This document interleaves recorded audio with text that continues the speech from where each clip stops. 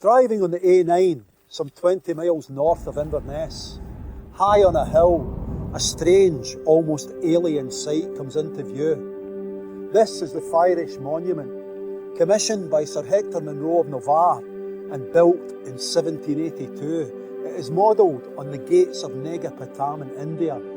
So we're going to go for a walk up the hill and we're going to learn something of the monument and the man.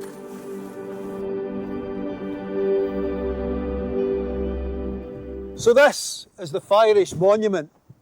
In many ways it's a testimony not only to upheavals in the traditional Highland way of life, but also to the involvement of Highland lairds in the expansion of the British Empire in the years following the failed Jacobite rebellion of 1745-46. Now Sir Hector Munro of Novar, like many of his class and generation, would become an officer in the British Army. He joined the 64th Loudon's Highland Regiment of Foot only 1 year after that same regiment had taken part on the side of the government army in the defeat of the Jacobite army at the Battle of Culloden in 1746. Now the years following the post-Culloden period, the years after the Jacobite rebellion, are known mainly for the break-up of the old clan system, whereby people in the land, the tenants, the people in the small holdings, they now had no right of tenure as they might have had under the traditional protection of their clan chiefs. And many of the Highland lairds saw this as an opportunity to get rid of the people and replace them with the more profitable sheep grazings. And this resulted in the first phase of the infamous Highland clearances, where many people were cleared from the land after generations of existence there in favour of sheep, sometimes involving quite brutal mass evictions. In 1759, Sir Hector Munro of Novar became a major in the newly formed 89th Highland Regiment of Foot. Now this was a period when Highland lairds were becoming involved not only in military, but also commercial enterprises as the British Empire extended its reach.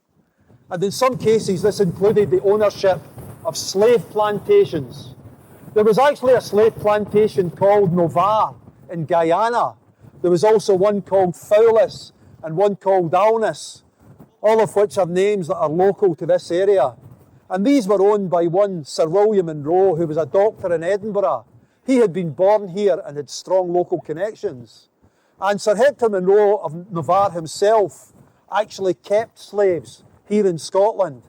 He once issued a warning in a Scottish newspapers for shipmasters not to carry off one of his runaway slaves that he had brought back from Guyana. In 1760, Sir Hector Munro travelled to India with his regiment, where one of his first tasks was to quell a mutiny by his Indian sepoys.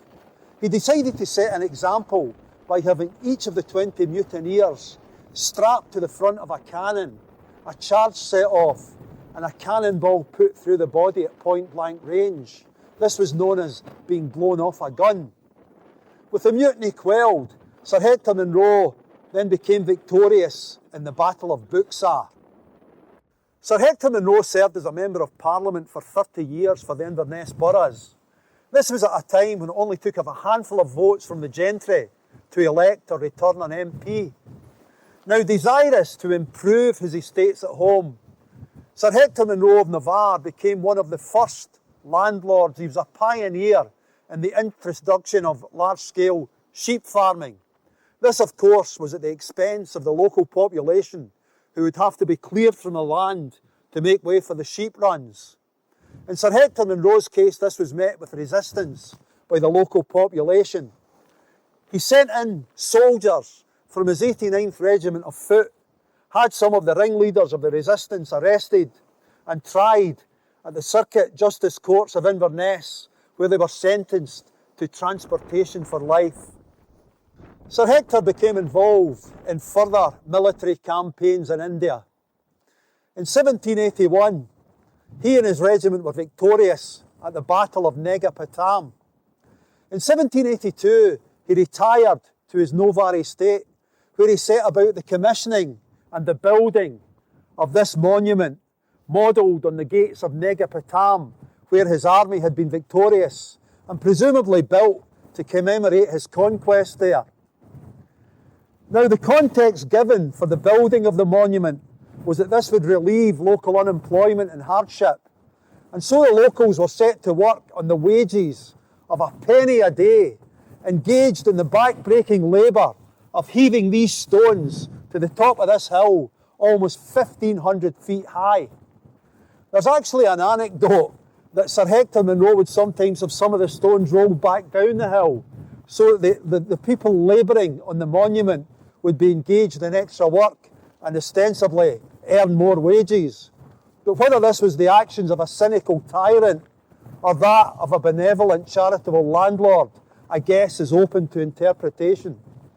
Sir Hector Munro was survived by his daughter. He was predeceased by his 3 sons, one of whom he witnessed being dragged off by a tiger and devoured in the jungle in India. His second son died on a voyage on the way home from India, while his third son fell overboard from his ship and was eaten by a shark in the Bay of Bengal. So this is the Fyrish Monument. It's nothing more than a folly. It has no purpose. It serves no function. In its day it cost something in the region of £120,000, which today would be along the lines of £13 million. We can look at this structure and ask, what is it? Is it nothing more than a monument to a powerful man's egotism and vanity? Or was it the actions of a charitable landlord who brought much needed relief to the hardships of the local population? I guess the choice is yours to decide.